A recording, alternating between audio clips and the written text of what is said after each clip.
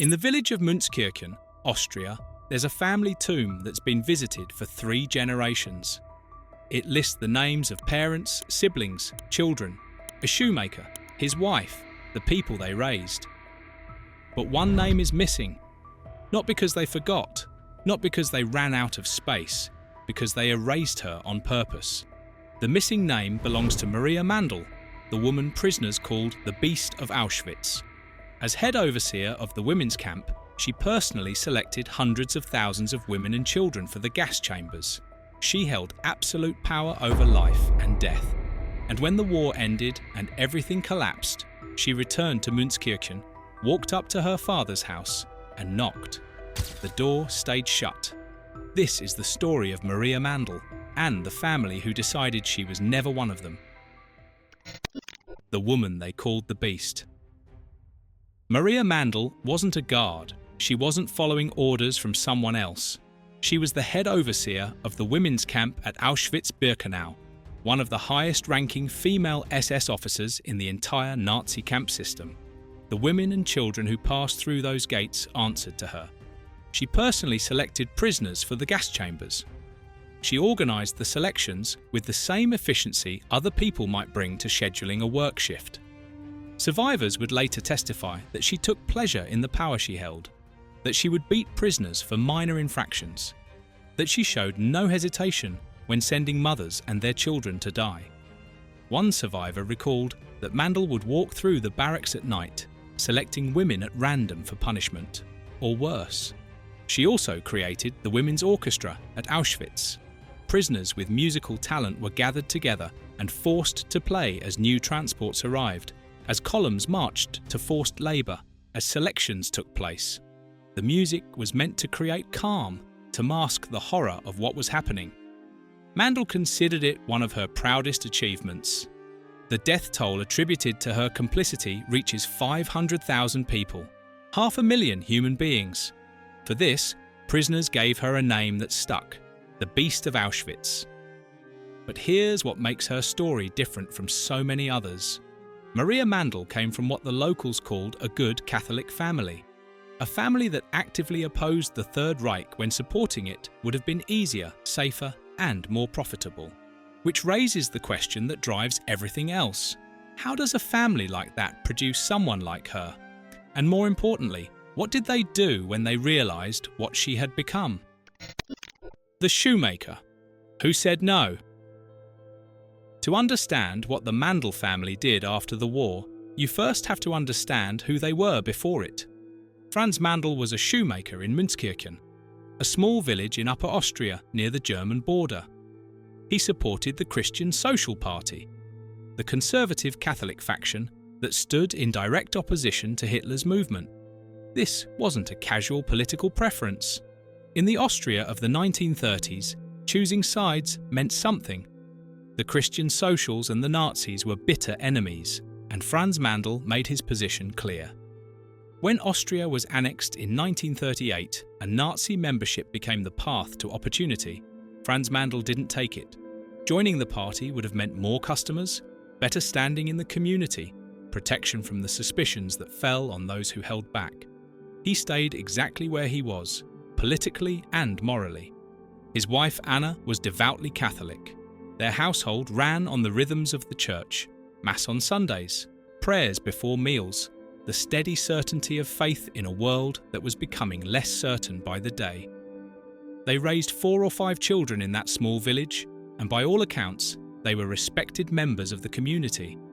The kind of family that neighbours trusted, that the local priest would speak well of.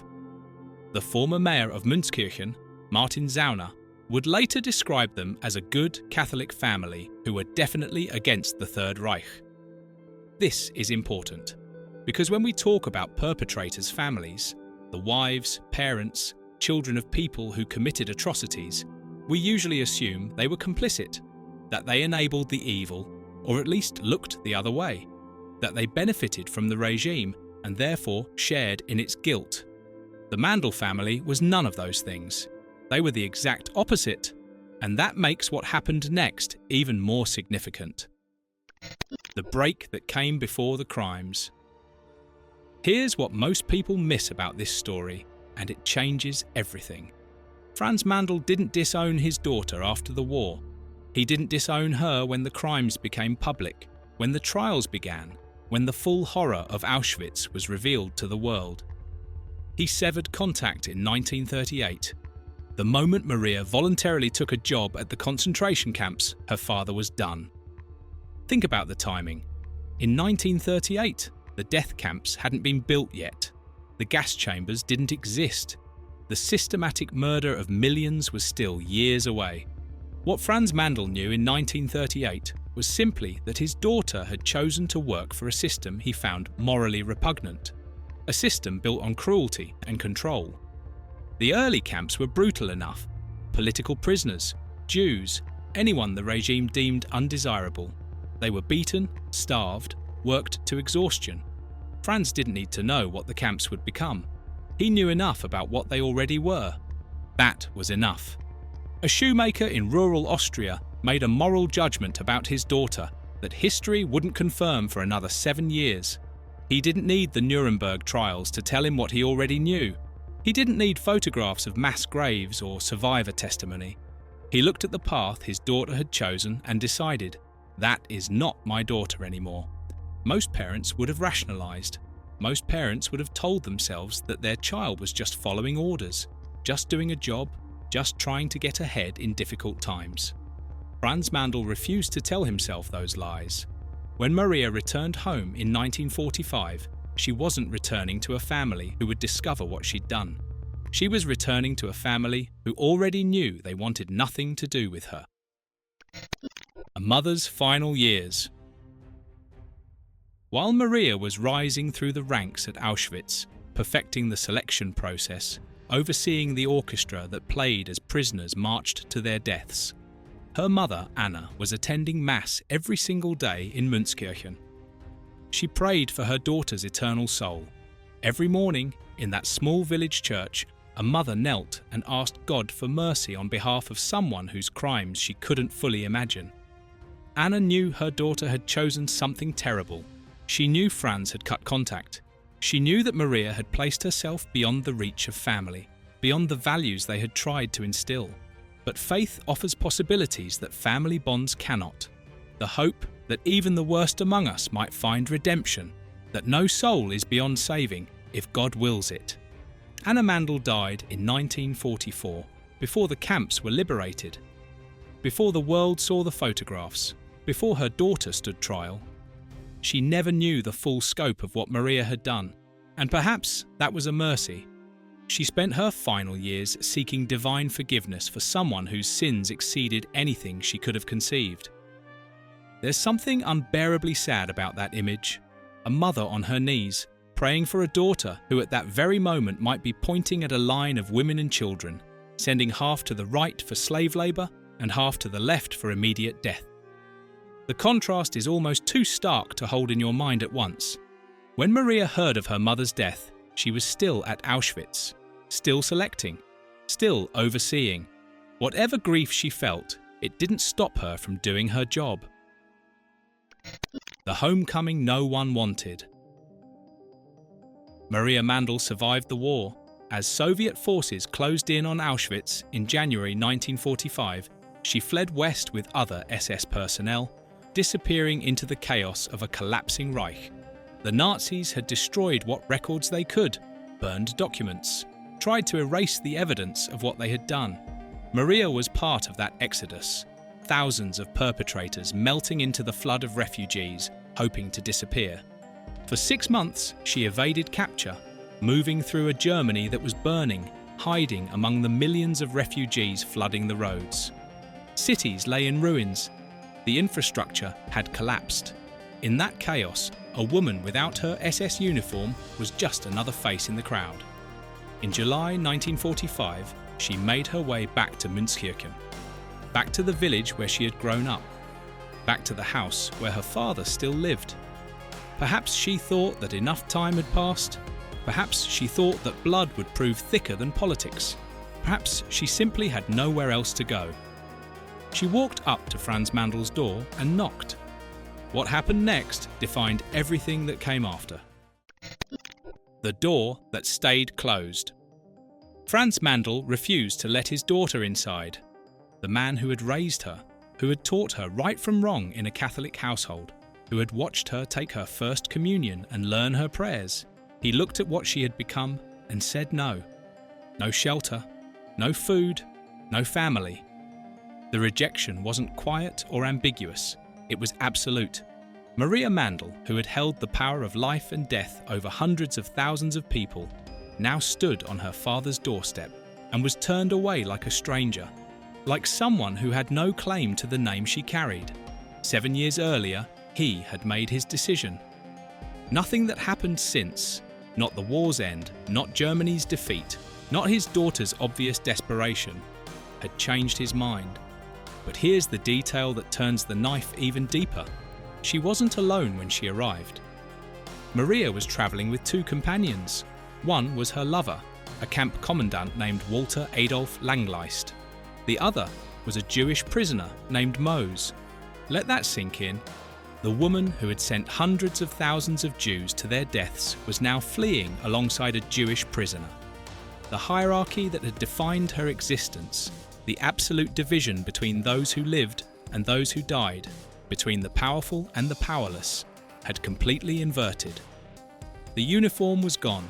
The authority was gone. The Reich that had given her power over life and death had crumbled into nothing. She, who had held total control, now depended on the mercy of others, and from her own blood she found none. 3 days of borrowed time. Maria fled from her father's house to her sister's farm in Łódź, Poland. The sister, unlike Franz, offered temporary refuge. Perhaps she was more forgiving. Perhaps she was simply less willing to turn away family, regardless of what they had done. Whatever her reasons, she gave Maria shelter. 3 days. That's all the time Maria Mandl had left as a free woman. On August 10th, 1945, US Army military police arrived at the farm. They knew exactly who they were looking for. The Allies had been compiling lists of war criminals since before the fighting ended, and Maria Mandl's name was on those lists. Her crimes were too well documented, her rank too high, her victims too numerous for her to simply disappear. She was arrested and transferred to Polish authorities, who had been compiling evidence against her since the liberation of Auschwitz 7 months earlier. Survivors had given testimony. Documents had been recovered. The case against her was overwhelming. The trial was held in Krakow before Poland's Supreme National Tribunal. The charges were crimes against humanity, a category of offence that barely existed before the war, created specifically to address horrors that previous legal frameworks couldn't imagine. The tribunal heard testimony from survivors who described her cruelty, her selections, her casual violence. They reviewed documents bearing her signature. They reconstructed piece by piece the machinery of death she had helped operate. On December 22, 1947, Maria Mandl was convicted.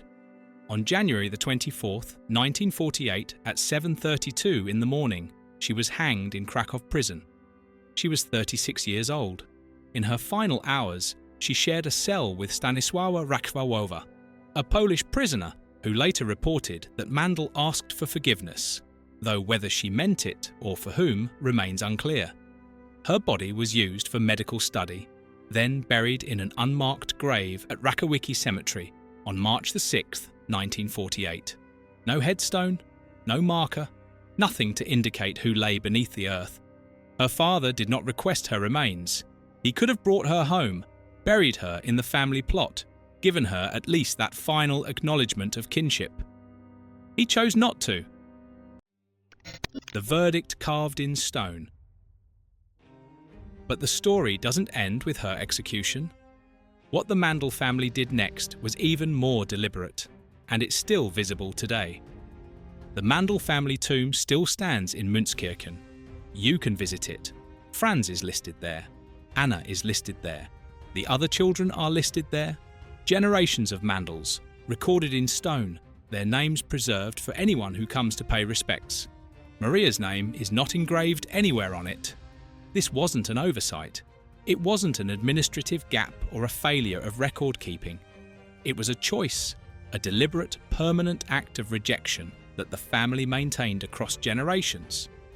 When Franz died, he didn't add her name. When his other children took over the family plot, they didn't add her name either. The erasure was intentional and it was maintained. While other perpetrators' families denied their relatives' crimes, rationalized their actions, or claimed they were victims of circumstance, the Mandls chose something different. They chose erasure. They carved their verdict into stone and made it visible for anyone who cared to look. In death as in life, you are not one of us. The shadow that wouldn't fade. The erasure held for decades, but silence doesn't mean the past disappears. You can refuse to speak a name, but you cannot make the world forget it. In 2014, a documentary called Pek Marie examined Maria Mandl's life and legacy. The filmmakers travelled to Münzkirchen, interviewed locals, dug through archives. What they discovered was that relatives and community members, even 70 years later, had not processed the dimensions of her acts. The wound was still there, covered over but never healed. People knew the story. They just didn't talk about it. 3 of Maria's nephews eventually cooperated with biographer Susan J. Eichscheid, providing family photographs that had never been published. Pictures of Maria as a child, as a young woman, before she became what she became. It was a small gesture, but a significant one, a sign that the 3rd generation was beginning to reckon with what the 1st and 2nd had refused to discuss. And then came the strangest twist of all. In April 2017, 70 years after the war ended, an Austrian court finally corrected Maria Mandl's death certificate. Until that moment, the official record had listed her as a victim of National Socialism, not a perpetrator, a victim. Somewhere in the bureaucratic machinery of post-war Austria, someone had classified the Beast of Auschwitz as a casualty of the regime she had served. For 7 decades, that error stood uncorrected, a final insult to the 500,000 people who died under her authority. It took until 2017 for the paperwork to match reality. The family that judged first. The Mandl family delivered justice before the courts did. They rejected complicity through silence. They refused the denial and rationalization that plagued so many German and Austrian households after the war. Franz Mandl made a moral judgment in 1938 that the world wouldn't confirm until 1945, and he never wavered from it. When his daughter knocked on his door, fresh from the collapse of everything she had built her identity around, he gave her the same answer he would have given 7 years earlier. The same answer he gave when she first took that job. No. There's something remarkable about that consistency. Most people bend.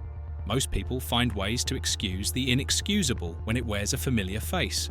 Franz Mandl didn't bend. He held his ground from 1938 until his death, never once softening, never once allowing the bonds of family to override his moral judgment. The tomb with no name isn't just a family decision. It's a rebuke, a verdict rendered not by judges in Krakow or tribunals in Nuremberg, but by a shoemaker in a small Austrian village who knew the difference between right and wrong and refused to pretend otherwise. Some bonds can be broken, and sometimes choosing to break them is the most moral choice a family can make. Thanks for watching. If you found this story compelling, check out one of the videos on screen. We cover the hidden aftermath stories of World War II that most documentaries never touch. Like this video, subscribe, and hit the bell for more History Hangover.